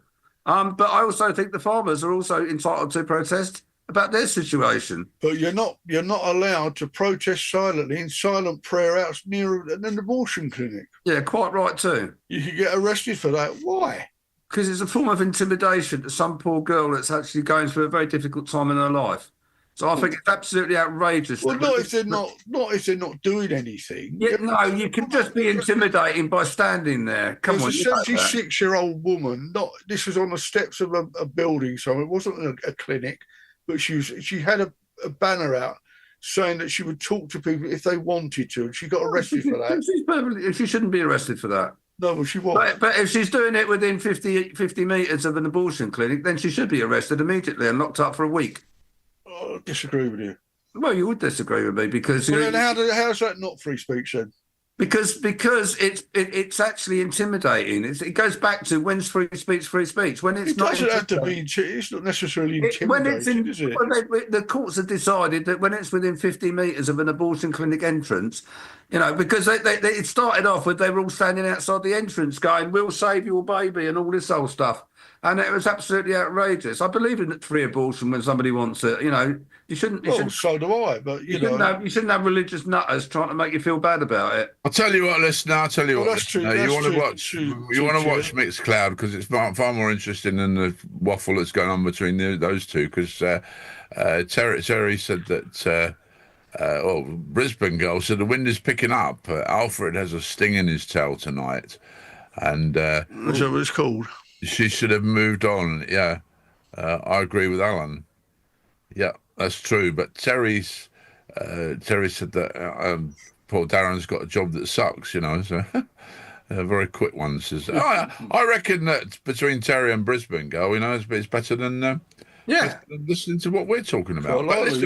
We will move on, and hopefully that we'll get some more people listening in on the show this morning, because mixing up the names of ethnic minority colleagues is race discrimination, so a tribunal has ruled. Employment judge Gary Smart, he's not very smart, is he? Yeah. He said that minority backgrounds are often confused with others from the same heritage, which can make them feel hurt and offended and lumped together as a group rather than being treated individually. As you refer Judge Smart added that the adverse inference of confusing the names of non-white employees is due to race and can therefore be seen as discriminatory. His ruling came in the case of the Jaguar Land Rover engineer Abhinav Sharma, who accused colleague Magdalena Badescu of racism when she referred to him by the name of another Indian employee. Well, Mr. Sharma said he looked and sounded very different from co-worker Budvanish Badvaraj, who was of a larger build, wore glasses, had a beard and spoke with a British accent. The Birmingham Tribunal commented that in comparison, Mr. Sharma was slimmer, spoke with an obvious Indian accent, and was clean-shaven, or had nothing more than stubble. Mr. Sharma worked with Miss Badescu, who is white, in the engines team, and they were said to get on well. But during a meeting in 2022, she referred to him as a booth, which was the shortened version of Mr. Bahawaraj's first name. Well, in September that year, Mr. Sharma handed in his notice and later submitted a grievance document. His line manager said Miss Badescu was one of the kindest people he knew and would have got the names wrong as an accident. But the tribunal found there could be no mistaken identity based on looks and voices and concluded the mistake happened because of his race. Pure wokeism. Compensation will be decided at a later date. What a load of nonsense. Yeah, what a load of nonsense. I tell you what, I mean, I can't disagree with you on that, you know, but it may... Look, Brian, I'm telling you that, you know, you mustn't get upset. Yeah. And Derek, you're as bad. Yeah. Anyway, this guy that was praying silently wasn't this particular one. No, it was a woman, wasn't it? Wasn't near an abortion. It has nothing to do with that. She was just saying prayers on the street, but in her mind. That's not what I heard. But that was another one. There's two. That's not the reports that I read, because it was within the 50 metres, and that was the issue. And they dropped the charges on the guy that set fire to the Quran. Well, I think that if somebody's deliberately setting fire to the Quran, that's provocative, and I don't think they should. It's provocative, yeah. But he was another. Well, he was wasn't he? He was previously a Muslim and changed his mind, hasn't he? Wasn't he, or something? No. You know, these are all fine balances. Muslim. You can't be a Muslim. You know, that's why we have courtrooms, to be able to define those fine balances. And I think setting fire to a Quran is a deliberately provocative. And and shouldn't happen. And I don't think anybody should set fire to the Bible either. I don't think people burning any books is a good idea, quite frankly. I don't think they should burn the Webster's Dictionary. Oh, no, no, indeed. You know, but burning the Quran, you know, is an absolute provocation, without a doubt, and that I would take a very dim view of. And you know, if a bunch of Muslims the marches burning the Bible, I'd expect them to be arrested as well. The pro-Palestinian marches last week set fire to Union Jacks, but that was okay. Yeah. I don't think that's okay, actually. No, I don't think it's okay. I think that's very disrespectful. But they did it, and nothing. They were. And the they police stood by for it. watching and did nothing. You know, we got to sort this out because it's a two-tier system. Yeah. You know, I've got no issues with that. I think burning the flag is a disgrace. But the two-tier system always works against British people, doesn't it? Of course it does. Yes. That's why it's I agree with you. I've got no arguments on that. This is what's making it so wrong, and this is why people are getting so angry. And I see these Stop Oil, some of them got their sentences reduced at appeal yesterday. Yeah, by 1 year. Instead of 5 years, he got 4 years. Yeah, everybody be out in 2, so what? I think 4 years is a bit too much anyway, personally. Do you? Yeah. I've got no sympathy with the Just Stop Oil protesters, but I also think that, you know, you ought to have a sensible, you know, prison term. Our prisons are overcrowded enough. You know, if it was his first offence, 4 years is just a bit too much. I think it should have been like 2 years as a stark warning. But actually 2 years, but maybe 4 years is actually 2 years because you get 50% off. Well, that's the thing, isn't it? Yeah. But you know, I've got no problem with being sent to prison. But I think when the courts are used to make a political point, I think that's wrong.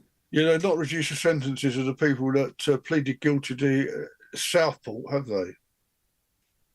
The thing is, though, they were pressure to plead guilty. I think that was again politically motivated. Oh, totally. I mean, totally. Starmer got up and said we're gonna really hurt these people, and did, and he did that through the courts. So I think the courts need to be able to resist politicians far more than they do. Yeah. But the judiciary's bonkers, isn't it, half the time? Well, they're following the ECHR to the letter, aren't they? I mean, look at the number of cases in the last fortnight of people being let off. You know, a drug dealer. He's promised if he can stay in this country, he'll only smoke pot. He won't sell it. You know, another one. There was a bloke who got done on child sexual offences. He couldn't be deported because it would be unfair to his daughters who are in this country because he couldn't see his daughter. He's not allowed to see them anyway because he's got sexual offenders. Yeah. You know, there seems to be a great lack of common sense in the judiciary and the way in which they act, and you know, amongst the authorities, there seems to be a lack of common sense. And, you know, that's again why you sympathise with Donald Trump sometimes when he says, well, what's lacking is common sense. Well, it is. I think Brisbane and Surrey are doing a better job on the. Yeah, she's saying the ground is sodden. The large gum trees are more likely to fall when we get gusty wind. Also, most of our power lines are above ground and the trees bring them down too. If the power goes off, Darren will off vacuums duties. So Darren's in the background, looking at the fridge, going, "How long is it going to stay cold?" Yeah. Oh yeah, we're laughing, but it's a pretty serious situation, isn't it? You know, it's fascinating, and it's lovely to have contact with somebody who's actually experiencing it at the moment. So thank you for the feedback. You know, it's like Japan. Their power lines all above ground because of earthquakes. The safest place to put them, but it's not ideal in a storm. We'll move on a little bit now because, you know, immigration crack squads are to be sent into prisons to speed up deportation of foreign criminals. Good. Do you believe that? No. Yeah. £5 million scheme will see staff deployed at 80 jails with one clear mission: speeding up the removal of prisoners who have no right to be in this country. What a sensible thing. Hang on. How are they going to do this? Why don't they need a crack squad when they know they're in there in the first place? Well, let's listen to a little bit more of it. Foreign offenders make up 12% of the prison population at a time when jails, of course, are overcrowded. and inmates released early to clear cells for new inmates. The Ministry of Justice said deporting them sooner will help save taxpayers millions while easing the capacity crisis. Yeah. It boasts that 2,580 foreign criminals have been removed since July last year. This marks a rise of 23% on the same period in 2023. The prisons minister, James Timpson, who, if I remember rightly, has got the key cutting service, hasn't he? Yes. Key cutting services. But Yeah. anyway, he's the prisons minister. He said, it cannot be right for British taxpayers to foot the bill for jailing foreign criminals who have brought misery to our communities. We are now taking action to ensure this is done swifter. The cash will create 82 specialist roles to oversee removals from jails, and they are expected to be, they're expected to be in post by April the 1st. So I think that's probably the first April the 1st joke we've heard this year. Because you know it's not going to happen Don't anyway. you think it's a sensible thing to do, though?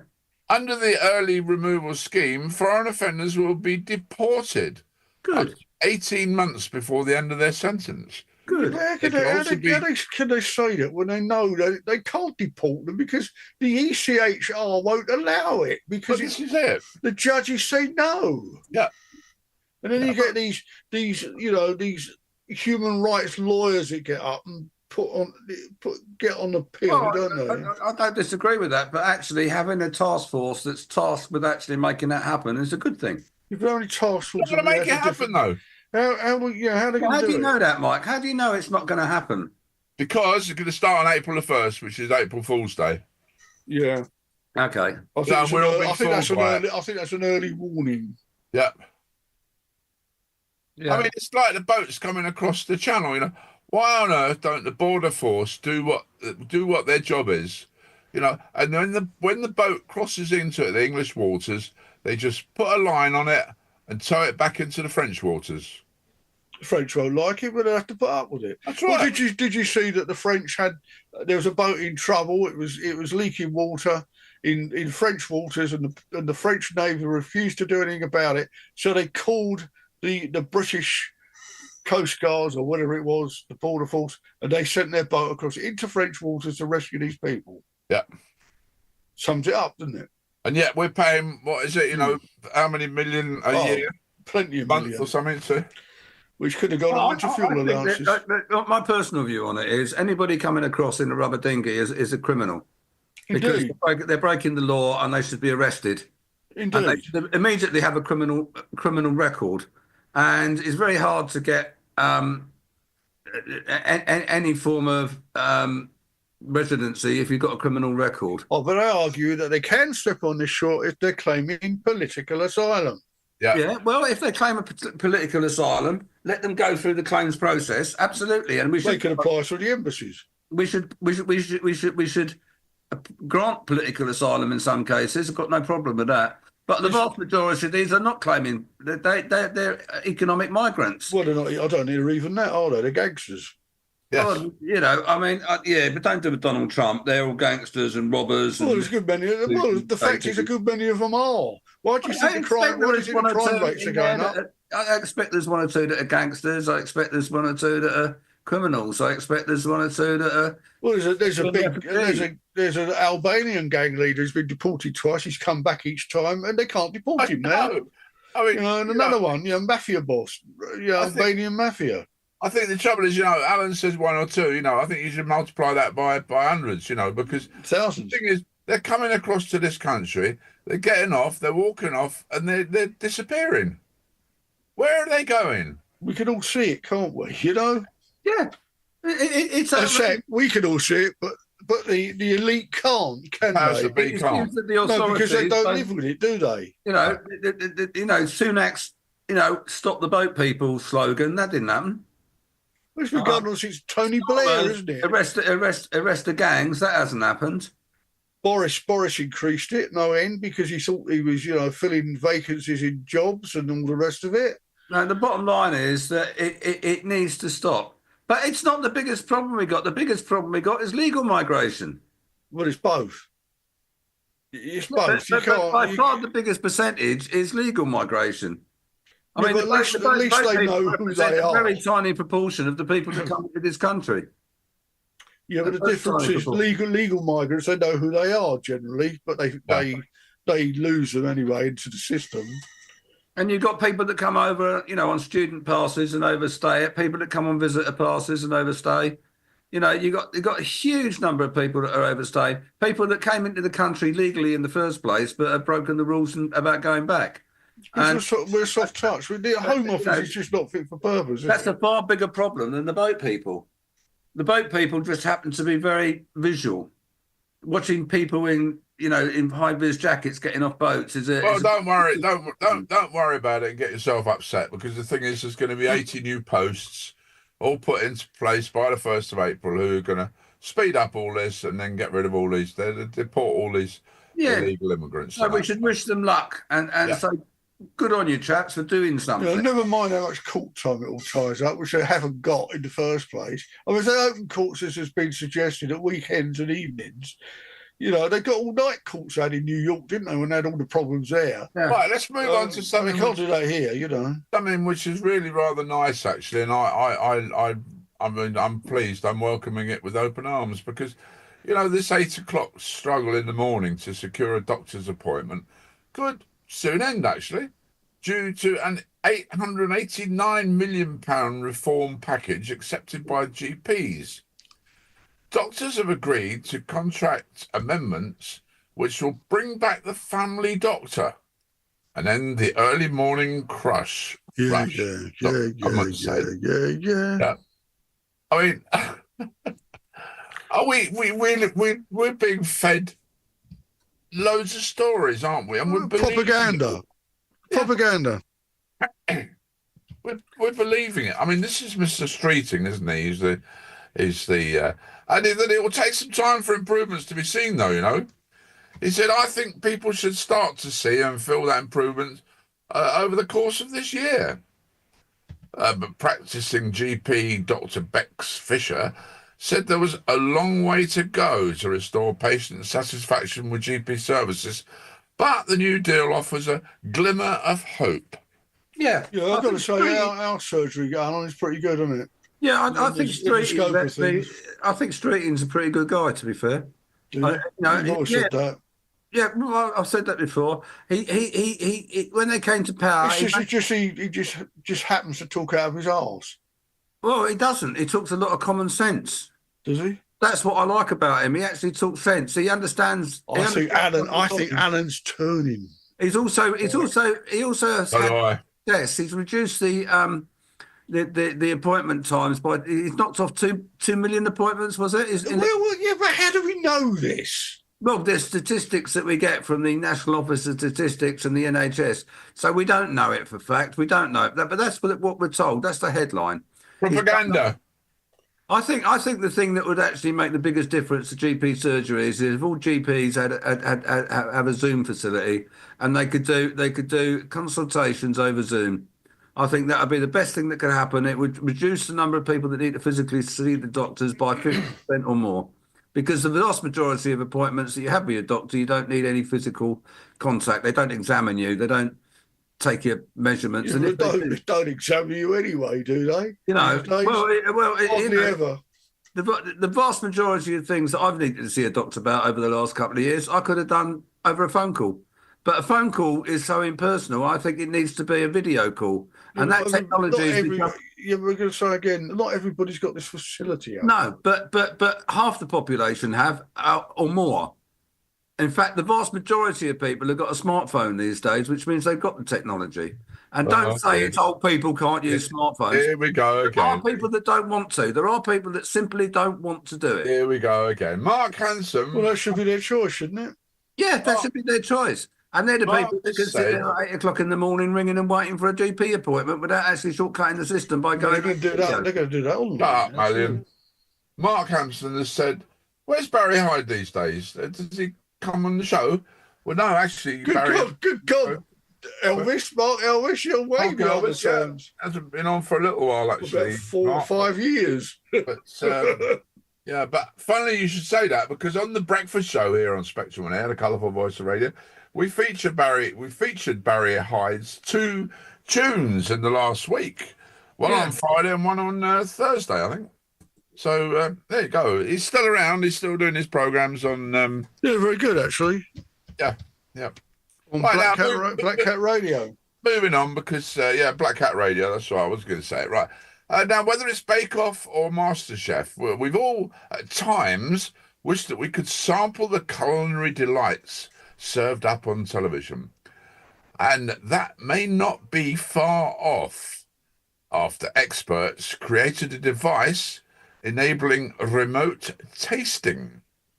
Researchers have developed an e-taste system that uses sensors to capture how something tastes via electrical signals.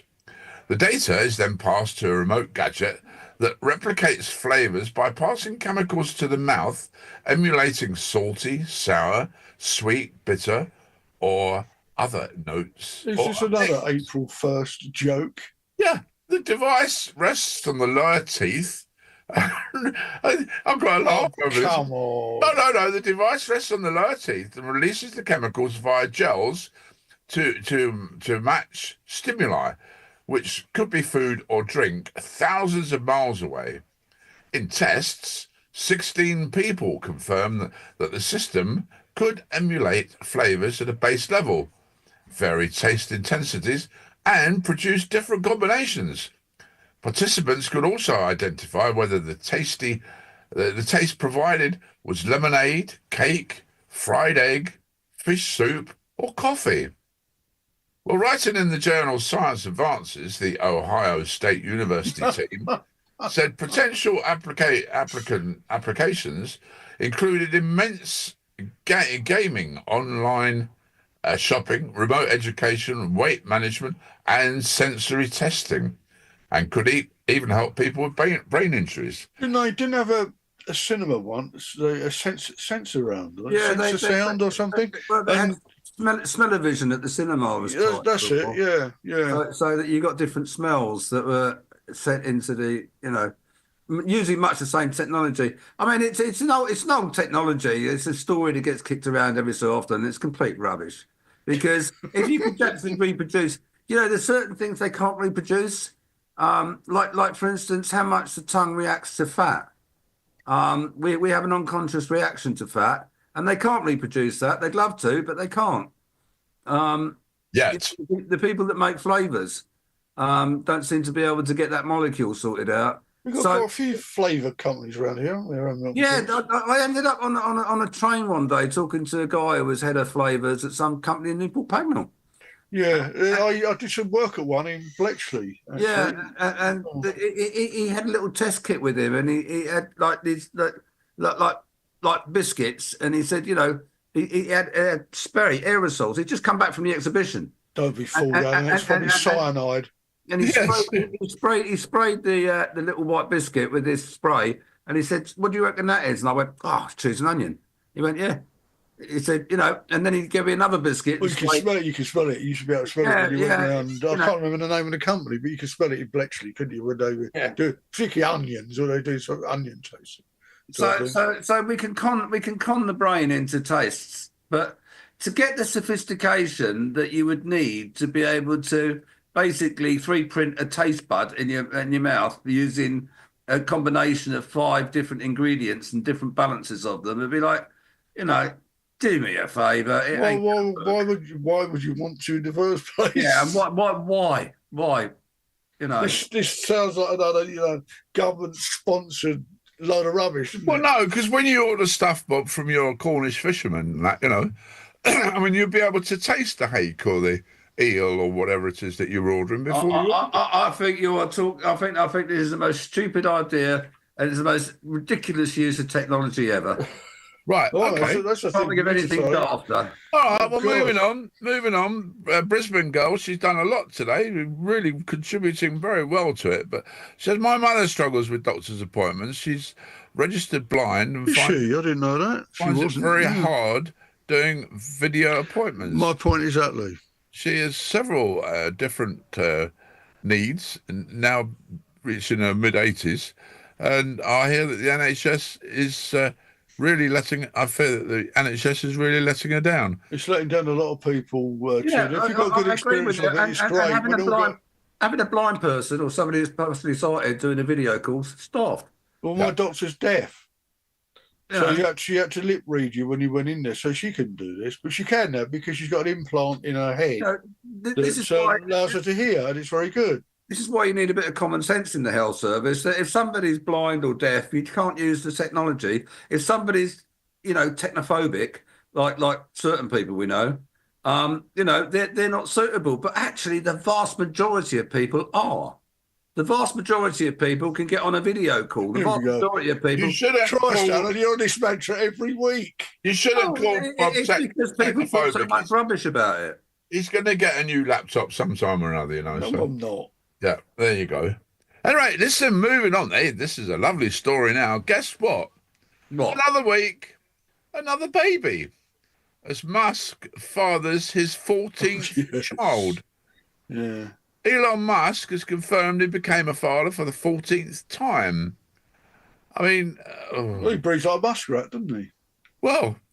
Did you see, by the way, talking about technology, did you see the this clip that I thought was faked, but apparently it's not, of the mouse giving a breath of moving another mouse's tongue out of the way and then giving it the artificial respiration? What do you call it? Yeah, I did see a clip of that. Yeah, I thought it was a joke, but apparently it wasn't. It was. So it wasn't mouth to mouth. It was mouse to mouse. Indeed, it was. Oh. Indeed, it was. Mouse to mouse resuscitation. I haven't seen that one. And it did. Have you not? It's been doing the rounds quite a bit this week. It's been quite highly acclaimed. Yeah. I don't know how much of it is fake. Well, they're saying it's not. So easy to fake nowadays. Yeah, they're saying it's. Oh, that's the problem, isn't it? I mean, you go on FaceApe, you don't know what's real and what isn't anymore. I've seen some brilliant bits of fake news about Donald Trump where, like one of them where he's been hit on the head and he's crying like a little baby. I don't know if you've seen that one, but that's doing the rounds. And, it is difficult to tell the difference because... Yeah, don't you find that in itself is very worrying? Yeah. Well, it was Mark Hampston was talking about AI, and he's saying, AI is a really bad thing. It should be real. But the bottom line is you can't uninvent these things. They're there. A 12-year-old kid could go and make a cartoon of, or a fake piece of information. So it's like, it's like you can't uninvent a paintbrush. It's there. People can use it, and it's what they use it for. But you can cut the bristles off. Well, how that is used and how that's viewed and what's legal and what's not legal, and the government trying to say that they won't let, they're going to try and reduce the amount of information that's available to the big tech companies for copyright reasons. It's honestly, it's like they're playing King Canute. The water's already gone. The bridge has already sailed. The boat has already sailed. The bridge has already sailed. Yeah, I got that wrong. Must have been a swing bridge. It was a swing bridge. Yeah, but it's that door has been open for a long time, and there's nothing the government can do about it.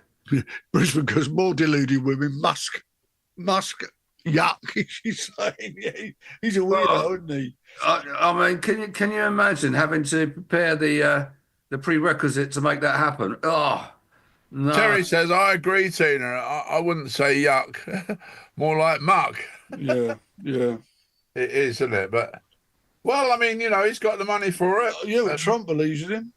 Yeah.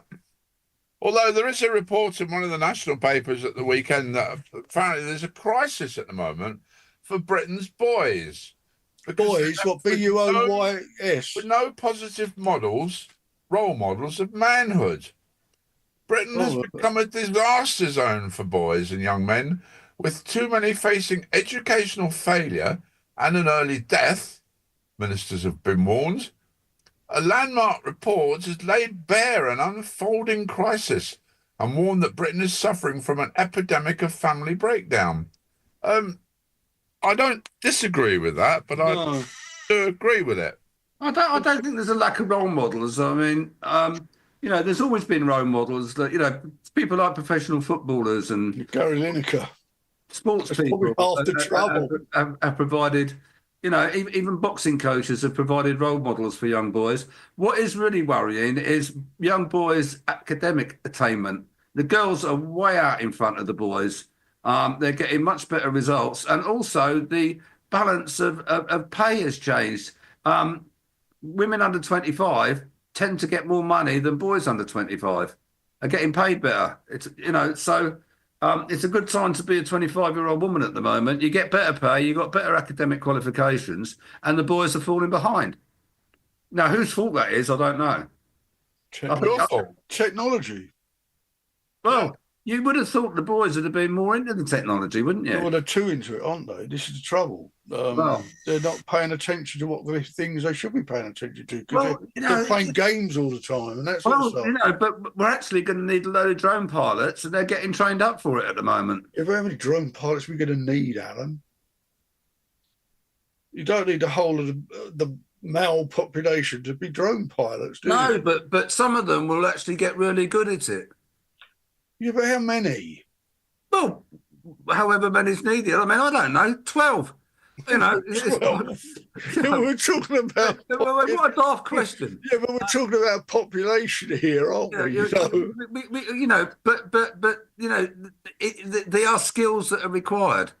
What we've got is a shortage of people with practical skills. I was talking to somebody in the building game a couple of days ago.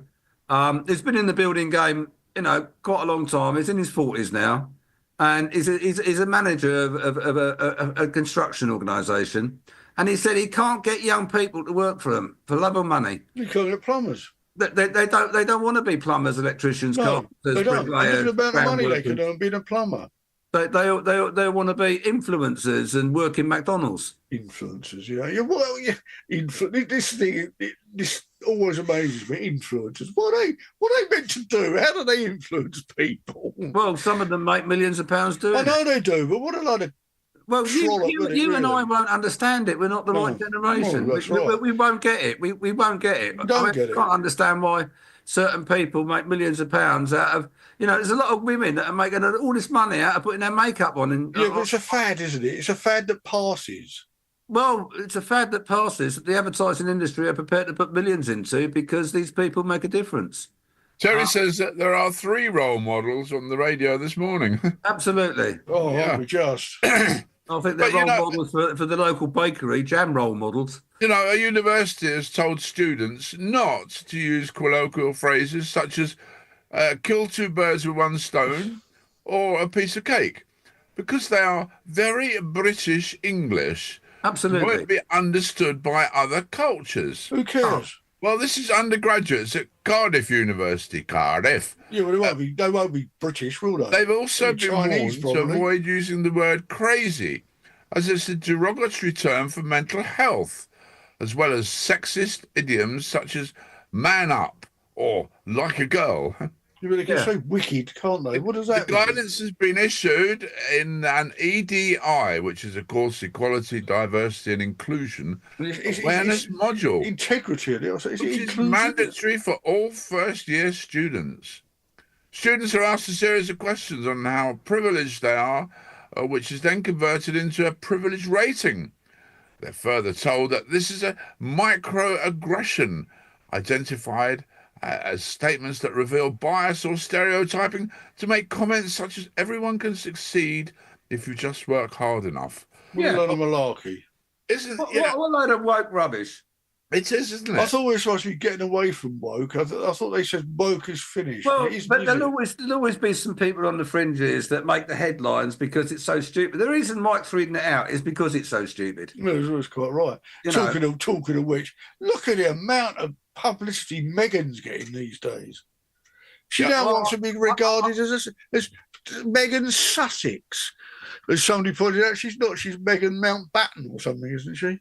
I don't know, but anyway, we've got to wish Brisbane girl and her friends a bit of luck. She's saying the lights are flickering. Oh dear! Third time. Great show. Thanks everybody. Have a great week. Well, before she gets cut off. Our thoughts are with you, Brisbane girl. Yeah, indeed. We hope that you Don't suffer too many slings and arrows of outrageous fortune from this terrible weather that you're having. And thanks for coming on the show. Yeah, absolutely. Oh, thank you. Very well put, Mr. Mallion. Yes, I will be replying to Darren later on. Yep. Good. If you can communicate with him, that is. Well, that's the point, isn't it? That's the point. Well, he can presumably on his phone. Yeah. Well, if his electricity goes down, you know. Yeah, but if his phone's charged up. Yeah, his phone's, well, you know, the cells might go down as well. You know, That's true. Weather. I mean, you know, 9 inches of rain in God knows, what was it, 24 hours? That's, I don't know if you know if it's that. That's a lot, isn't it? Yeah. That's a lot. They said they'd never seen rain like it, wouldn't it, until they moved there. No, so flooding. That's one thing they didn't anticipate. I don't suppose that Brisbane's built for flooding. You know, I imagine that the sewers and drains and everything are completely overwhelmed. Right, well, we're completely overwhelmed with the time, really, because the time has beaten us yet again. Yes, it has. We hope you've enjoyed the show, and if there are bits and pieces that you've missed, then you can listen to the repeats, which we put out here on Spectrum on Air during the week. But you can also, if you go onto YouTube and look at the Grumpies, then you can, because that is recorded, so you can actually play it back at your own convenience, or in your convenience, right? Somebody else's convenience. It's somebody else's convenience, yes, if you're friendly with them, that is, you know, and you can go around there, and that's it. But keep it locked on to Spectrum on Air over the weekend, because we've got some wonderful programs coming up, which will entertain not only you, but your family, your next door neighbours, and the whole street. Even the dog. Yeah, even the dog. So from me, Mike Barry, the producer of this wonderful show this morning, and of course from you two, go on, say goodbye. Goodbye, Bob Luffield. Have a good week. Alan and Bob, of course. We'll be back again next week for another edition of the Grumpies on Spec, here on Spectrum and Air, the colourful voice of radio. Thanks for joining. Energy Maker Sundays at 9 p.m. with DJ RPN. 60 minutes energy of techno music in one mix from DJ RPN. It's time for techno. Energy Maker. Every Sunday at 9 p.m. here on Spectrum on Air, the colourful voice of radio.